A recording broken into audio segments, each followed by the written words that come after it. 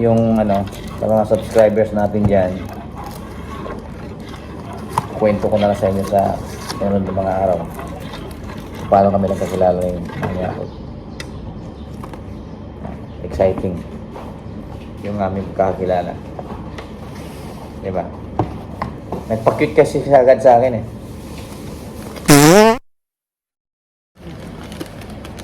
Sumorder kami ng breakfast sa Jollibee na lang. Kasi kanilang kusinero dito, tulog pa, lasing yata kagabi. So, order si Mami Apple. Beef tapa. Yeah, beef tapa. Beef tapa sa kanya. And, siyempre sa akin, all-time favorite ko sa Jollibee sa breakfast. Yung corned beef.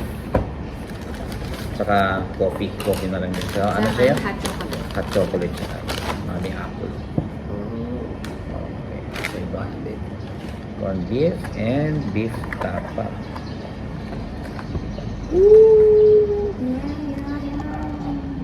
Thank you, Mami. Thank you. Thank you, Daddy. Kay Mami. Ito sa akin. Tapos ang ganda ng view namin. Guys, di ba? Gumawa din siya ng ano. Ng soup. Mushroom soup ba yun? Nido or yan? Nido. May sugatas to. Nido eh. So, ito, titimplahin natin yung hot choco ni Mami Apple.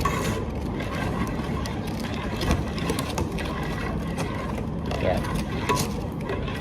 Alright.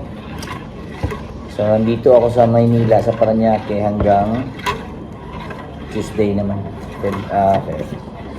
July 14. Feb kami nagkakilala. The day after nung birthday niya. Simenteryo. Nag-tissue pa siya. Oo, nalagay pa siya ng tissue na. Baka daw kasi may inuman ng driver dati. Ayan. Charot lang, joke lang. Coffee. Coffee sa akin. Hot choco sa kanya. Yan. So, yung ano, sa mga subscribers natin dyan, kwento ko na lang sa inyo sa sunod ng mga araw. Paano kami nagkakilala yung mga ako. Exciting yung aming pagkakilala. Diba? Nagpa-cute kasi siya agad sa akin eh.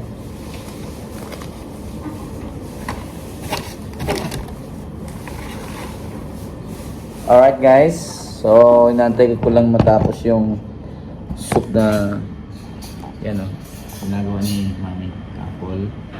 Yung magbe-breakfast na kami. Ay, mas sexy siya oh. So yan, meron kaming soup. Nido Oriental Soup. Diba? It's fine. Pray muna kami. Okay. Let us pray. Most gracious and heavenly Father, Lord, we thank you for this morning that you've given to us, Panginoon, as we have our breakfast, Panginoon. Lord, praying that you bless this food that we're going to eat and bless this day, Panginoon. So we pray in Jesus' name. Amen. So, beef tapa sa kanya, corned beef sa akin. So, let's see. Bon appetit. Bon appetito. Merci beaucoup. Yan. So, syempre, corned beef with egg yun. Yan. Bilog na bilog. Diba? Hindi masarap dito sa Jollibee yan. Kasi yung itlog na dati diba? Anong itlog nyo naman eh? Bilog. Bilog. Tapos lagyan natin ng corned beef. O, diba? Pero sa isang bite, diretso. Lahat nandun. Yeah. Bakit ba sa yung fried rice? Sa coffee. With coffee make. Sa kanya, hot chocolate. Remember ko dati nung nung college ako. Laging beef tapa or mushroom pepper. Sa 7-Eleven? Hindi. Sa Jollibee. Okay. Kasi ito lang yung sa tapat ng ano namin, ng school. Saka mura pa to. Less than 100 per lang to. Way back in my college days. Makita nyo yung mata ko, wala akong tulog. Nanibago pa rin kasi ako sa ano, Ayun.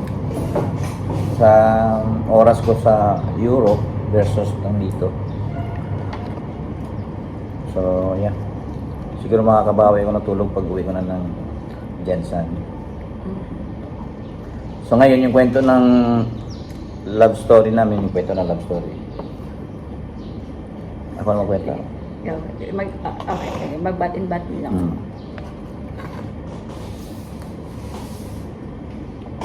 So, February 11, this year. So, pumisita ako kay Cathy, sa puntod ni Cathy, kay Mrs. By the way pala, namatay na si Mrs. May asawa ako, pero namatay na siya noong August 8. Ganon din si Mami Apple, namatay din noong 2024.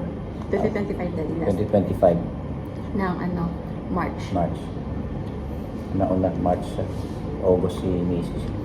So, nakatambay ako doon kay Mrs. sa puntod ni Mrs. Tapos siya, namatay yung papa niya. Tapos, kaysa pumunta na sementeryo, kasi binisita niya, nag-follow up siya ng mga papers doon sa may opisina ng sementeryo.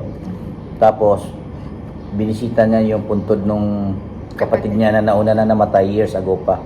Para doon din, sa libingan na yon, ililibing yung papa niya. So, nangyari, hindi niya alam yung puntod nung nakalimutan niya kasi dito sa Maynila siya nakatira nagtatrabaho. Nakalimutan niya yung kung saan yung exact na location ng puntod ng kapatid niya. So, balik-balik siyang gano'n, nakikita ko, napapansin ko, nabidyohan ko pa actually. I-attach ko rito. Tapos, nabidyohan ko siya. Tapos, nung palipat-lipat na siya na hinahanap niya yung puntod ng kapatid niya, lumapit siya doon banda sa puntod ni Mrs., yung katabi ng puntod ni Mrs., na sinilip kasi. Tapos nakita ko yung, sabi ko, pwede, sabi ko, may tsura ba? Alam mo naman tayo, biyudo na rin. So, yun. Tapos binati ko pa siya ng ano, nawawala yung patay mo, miss. Tapos yung, hindi ko lang anong sinagot niya. Yan. Yan, so, my point of view naman. Wow. Sa yun, di ba, tama yung sinabi ni Daddy Nargal na hindi ko talaga alam kung saan yung puntod ng kapatid ko. So, ganyan, palakad-lakad ako. So, yung doon sa part na sumilip ako banda sa kay Ate Cathy, kung saan saan nilibing si Ate Cathy. So, narinig ko siyang nagsalita na nawawala pa tayo, miss. So, sa akin naman, nung time na yun, syempre, di ba, busy ako kakahanap. And then I was like, pakailan meron to, parang ganun-ganun. Ba't siya magtatanong ng ganun? So, in respect, ang na-response ko lang din is, oo nga patay na nga, nawawala pa. Ayun, hindi ko alam yung exact Yun na. yung sinabi ko, pero hindi mo narinig. So, yun yung nasabi ko. And then, dumiretso lang din ako sa paghahanap. Hindi niya dali. So, yun. Nung dumiretso na sa doon, banda sa medyo malayo kung saan malapit na doon yung puntod ng kapatid niya. So, nakita niya. Tapos may kinausap kaya yata doon na ano na. Oo. Yung mga caretaker ba tawag ng dali? So, pumunta sa akin, nagtanong kung ano daw apelido nung hinahanap ko. So, sinabi ko lang din, apelido ng kapatid ko. Tapos, maya-maya, parang after some time, after a minute lang, sabi nila na, Alden dyan ba yung pangalan? Sabi ko, opo, gano'n. So, pumunta ako doon. Kung saan ako nakatayo, parang few steps away lang. Nandun yung mga yung mga caretaker. Tapos, yun na-confirm ko nga na yun na yung sa puntod ng kapatid ko. So, yan, lang ako, nag-light ako ng candle. Wala pa ata akong dalang bulaklak ng dali. Wala pa pala akong dalang kanila noon. Nagdasal lang ako doon. Tapos, nung pauwi na ako, ito na. Doon ako dumaan, malapit. sa punto ni Ate Cathy. Kasi yun naman talaga yung right way. I choose that way kasi nung papunta ako doon sa punto ng kapatid ko, may mga damo-damo kasi siya. So, sobrang dami na dun sa sobrang dami na nakadikit sa pants ko. So, dumaan ako doon and si Daddy Noriel, may sinabi na naman siya. Sabi ko, miss, nakita mo na yung patay mo. Ayan. So, sinabi niya, Nakita ko na. nakita niya. Tapos, nagpintuhan na kami doon. Tumigil siya sa akin, doon sa may mga 2 meters away. So, kwentuhan, tanong, kwentuhan ko ano nangyari sa kanya, sa side niya, saka sa akin, sa side ko. So, pinuwento ko yung anong nangyari kay Mrs. Since sa hospital. Ganun nagkwento rin siya tungkol sa husband niya. So, nagulat na ako kasi ayaw umalis. Hoy! Tumagal siya doon sa akin, ayaw umalis. So, mga nasa 30 minutes na siya. Iisip ko, sabi ko, may mga kasama ba ito? So, tinanong ko kasi may mga tao doon sa likod, malayo. Sabi ko, kasama ba yung sa malayo? Sabi niya, hindi. Tapos sabi ko, may sasakyan kang dala. Sabi niya, wala. Wala. Siyempre, Kasi nag-commit lang ako. pero siyempre, wala sa sasakyan. So, chance ko na, di ba? Sabi ko, ihatid na lang kita, pauwi na rin naman ako eh. Pero hindi good. Di pa ako nakasindi ng kandila kay Mrs. Ay di pa ako nakapag-pray. Kasi mag-pray o magsindi ang kandila, yung paalis na ako. So, hinatid ko siya. Pumayag naman, magpahatid.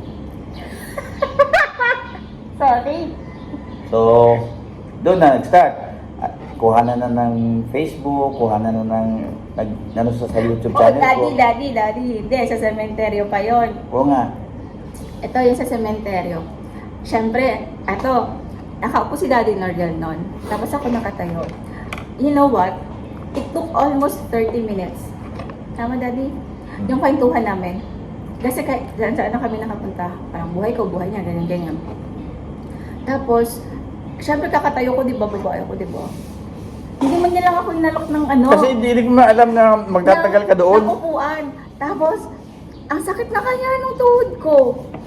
Dito naman alam magtatagal. O diba? Oo, yun nga lang din. Ako, kahit din ako, hindi rin ako nag-expect na mapatagal ako ng kwentuhan sa kanya. So, before niya ako hinatid,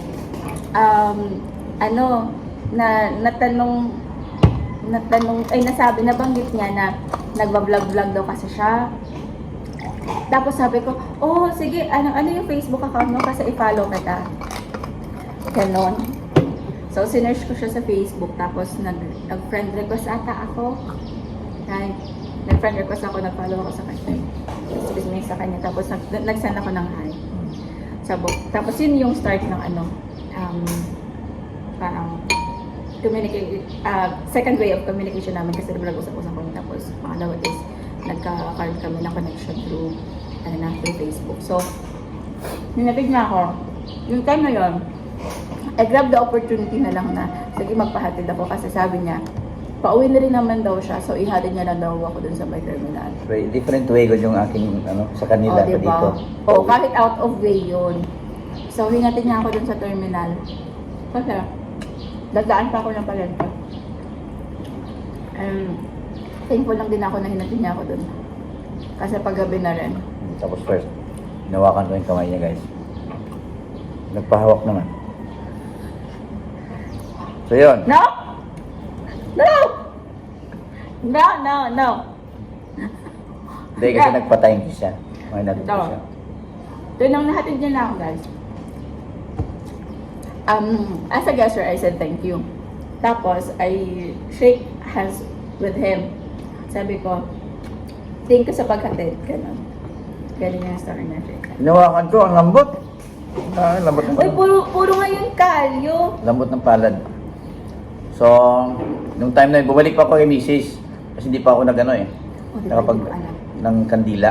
Ako nakapag-light ng candle tapos nagdasal. Then pagkatapos nun, simula nun, pag-uwi sa bahay, yun, chat-chat na kaming dalawa. Eh, hahaba ng sagot eh. Di ba? Saglit lang yung chat ko sa kanya. Ang sagot, no? Mahilig yata gumawa ng libro to eh. Oo. Hanggang sa the next day, papunta akong Davao para mag-training. So, update na rin ako sa kanya. Sagot din siya ng sagot. O, di ba? So, yun. Doon na nagsimula. To cut the story short, ganito na kami. Di ba? So, yun. Nakakatawa yung second day. Oo. Kasi, yung feeling na mag-jowa kami, hindi naman kami Hindi namin mag-jowa kasi mag-jowa. nag-updatean kami. Kasi daw siya for training, ako naman. Guys, kaso. Doing my errands, pumunta ng Jensen kasi pumunta ng St. Peter, ganyan, pumunta ng mall, syempre, kasi pauwi na ako dito, gano'n. So, inabot ako ng gabi. Ito pa, sa sobrang gentleman niya, sabi niya pa sa akin, kasi nahirapan akong maghanap ng van, dahil yun nga, gabi na rin. And wala ako sa right terminal, or sa right spot, na dapat sumakay ng van. And ayaw ko nang bumalik kasi ng mall or doon sa sakayan talaga. So, ang message niya sa akin yun is, kawawa ka naman, Inday. Kawawa ka naman, Inday, kung nandyan lang ako. Ganon. Nagkataon kasi may training ako nung araw na yun. Nung the next day na pagkakilala namin. Kung hindi, yung Uber driver ako nito noong time na yun. Mas mapabilis sana yung aming ano no. Ayun lang. So sweet. Ang sweet ni Daddy Marian. Super. May diabetes eh. Joke. So yan yun yung kwento naming buhay, love story namin ha. So marami pang vlogs tungkol sa amin sa mga susunod na taon. Taon Okay? talaga. Alright, so salamat sa panood ninyo and God bless you. By the way, may channel ito si Mami Apple sa YouTube. Ang, ay, paano magsabi ko? Ano Yeah, vlog ni Mami Apple. Vlog ni Mami Apple. I-attach ko dito, screenshot yung ano niya, yung channel niya para makapag-subscribe kayo ha. Alright? So thanks guys. Continue lang namin yung kain namin. Yeah. Bye-bye. Bye-bye. Yan Have a ang great day. Room namin. Oh. Ako, di naman mata ko, pulang-pula dahil wala akong tulog. Pinuyat niya ako. Sige, bye.